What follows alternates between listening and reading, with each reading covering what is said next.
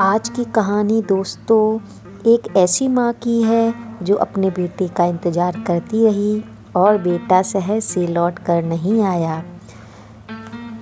मकर संक्रांति की ये कहानी हमको सिखाती है कि वक्त रहते हमें अपने रिश्तों को समझना चाहिए, उन्हें वक्त देना चाहिए और अपने परिवारजनों को बहुत प्यार देना चाहिए।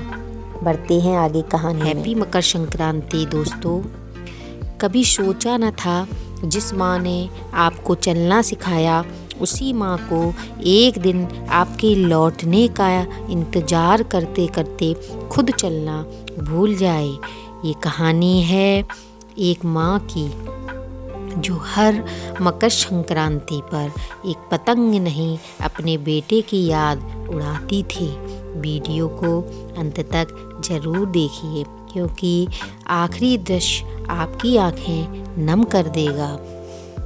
उत्तर भारत का एक छोटा सा गांव, कच्चे रास्ते, मिट्टी के घर और एक झोपड़ी में रहती थी माँ सावित्री और उसका बेटा मोहन।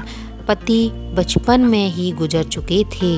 माँ ने खेतों में काम किया, दूसरों के घर झाड़ू पोछा लगाया, लेकिन बेटे को कभी भूखा नहीं सोने दिया। मोहन माँ से अक्सर पूछता, माँ मकर संक्रांति कब आएगी? माँ मुस्कुराकर कहती, जब मेरी मेहनत रंग लाएगी बेटा। मकर संक्रांति का दिन था। पूरा गांव पतंगों से भरा हुआ था। मोहन की आंखें आसमान में थीं, लेकिन माँ की आंखें बेटे के भविष्य में। माँ ने तिल गुड़ बनाते हुए कहा, बेटा एक दिन तू भी ऊंचा उड़ेगा, इन पतंगों से भी ज़्यादा। उसी दिन मोहन ने कसम खाई, माँ मैं बड़ा आदमी बनूंगा और आपको कभी दुख नहीं होने दूंगा। समय बदला। मोहन पढ़ लिख कर शहर चला गया। माँ ने अपने हाथों से उसके लिए आखिरी बार तिल के लड्डू बनाए। स्टेशन पर माँ बोली, हर मकर संक्रांति घर जरूर आना बेटा।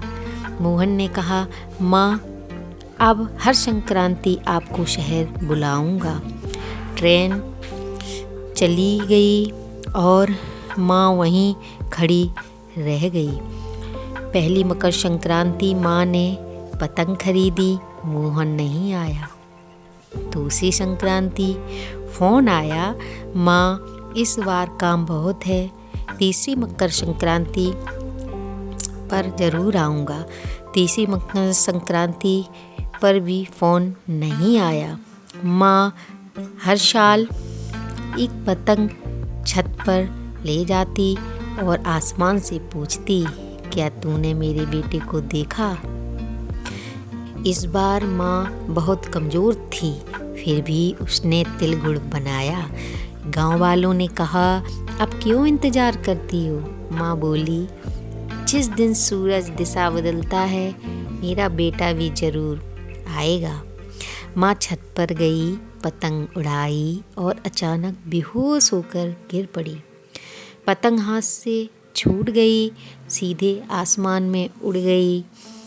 शहर में मोहन को अचानक फ़ोन आया, तुम्हारी माँ।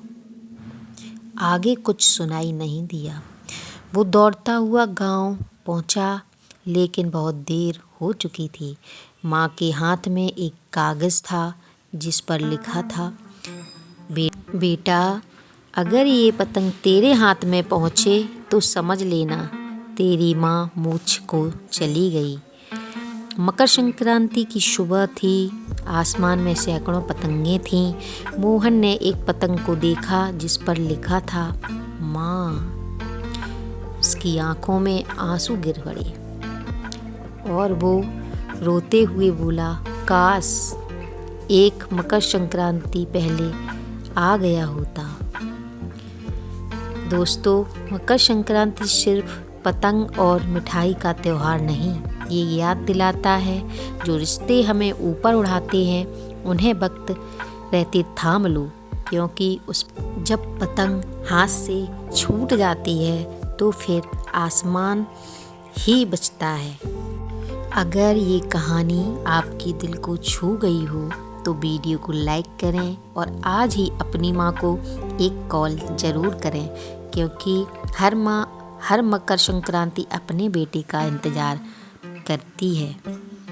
राधे राधे दोस्तों।